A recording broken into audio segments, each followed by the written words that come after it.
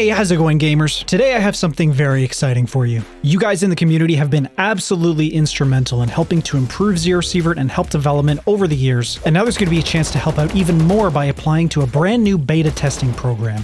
I can't give out too many specific details right now at this moment, but I can tell you that this program is going to be related to modding and official modding tools for ZERO Sievert. If you're a mod developer or you're interested in developing mods for ZERO Sievert in the future, we will be having a private beta test very soon to gather feedback on tools and documentation we prepared.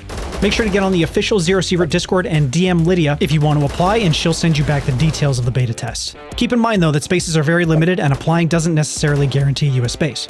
The testing period will start around the end of March to early April, and if you are chosen to participate in this test, you'll be given further details after you've been chosen for the test.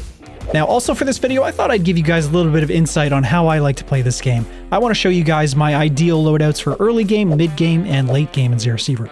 This kit right here is my ideal loadout for the early game. What we have here is the BB19 Moose, the 9x18 version. We also have the Bandit B04 armor, and we have the RTU backpack. The reason I picked this gear is because the 9x18 Moose is common to find in Raid, and 9x18 as a caliber is very, very common. You can find it on a lot of different bandits using a bunch of different weapons, and in pretty large quantities too. Also, the magazine size out of the box is 64. That's absolutely massive.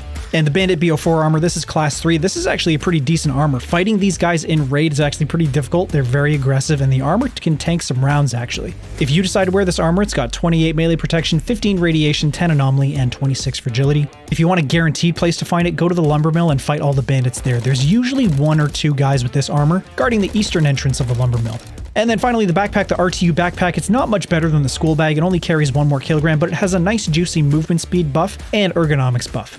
Now, my next favorite loadout is for mid-game, and it's actually pretty juicy. You can get a class 5 armor in this game pretty early, and I'm going to tell you exactly how to do it. But the weapon I'm using is the ECM. For pretty much the entire lifetime of this game, the ECM has been one of the meta guns. Even still to this day, with all the newer guns they've added, and there's definitely a lot of better options technically out there, the ECM really still holds its own, and you can mod it out to be actually really, really good. You can find this gun pretty early on NPCs, and you can take it all the way into the late game. It uses 7.62x39, and you have 4 different types of bullets you can use with this. The standard PS ammo is actually really good. It has 31 penetration, and then if you want to get even more penetration, the BP ammo has 58, which is plenty for class 6.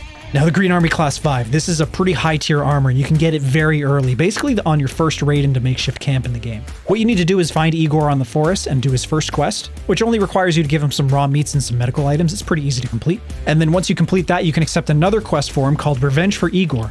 He basically wants you to go to makeshift camp and kill a Green Army soldier that wronged him. Once you have makeshift camp unlocked, go there, find this guy, and he's almost always wearing class 5 armor. An easy way to kill this guy is to buy a grenade from the barman and use that on him. Because at this point, unless you've been only exclusively killing Green Army soldiers, the Green Army should still be in your good graces. So just watch him for a little bit, wait till he stands still, and then throw the grenade at him, and boom! There you go, you've got a class 5 armor. And the backpack that I'm using, this is one of my favorites in the game. I can take this right into the late game, actually. The ZXOP 500 carries 15 kilograms, and it buffs your movement speed by 12%, and it gives you a 20% ergonomics boost.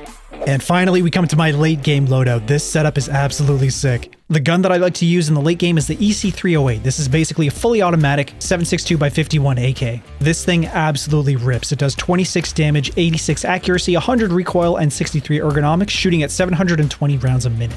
Again, it's shooting the 7.62x51 caliber, and you've got M80, FMJ, and M61. The M80s are a really good all-around bullet that you can use pretty much everywhere, but by the time you're in the late game and you're doing quests on Zakov in the mall, I do recommend running M61 pretty much 100% of the time if you can, because by that point you're going to be seeing NPCs on the Green Army and the Crimson side that are wearing class 6 armor themselves, and you're going to have to deal with the Watchers as well. The armor is the Valentine armor. This guy is the Zakov boss. He's usually wandering around with like 5 guards that have class 3 armor. This armor's got 62 melee protection, 120 radiation, 30% anomaly, and 32 fragility, and it's class 6. This armor is way better than Kiba's armor because it gives you the class 6 protection, and it gives you a pretty decent amount of radiation and anomaly protection as well. And then the backpack is my personal endgame backpack. It's the TQ001. This is not the tippy top in terms of total weight capacity that you can carry. You can always go with the military backpack from the Crimson Corporation if you want maximum carry capacity, but I really like this one because it gives you a decent amount of carry capacity while not giving you any debuffs. It actually gives you a buff to your ergonomics. And this backpack you can actually buy from the doctors.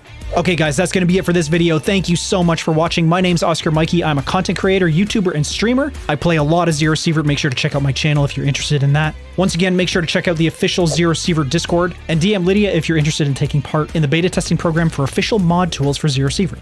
Also, make sure to get subscribed to this YouTube channel so you don't miss any future bunker update videos. And that's going to be it for this one, gamers. Thank you so much for watching, and I'll talk to you in the next bunker update video.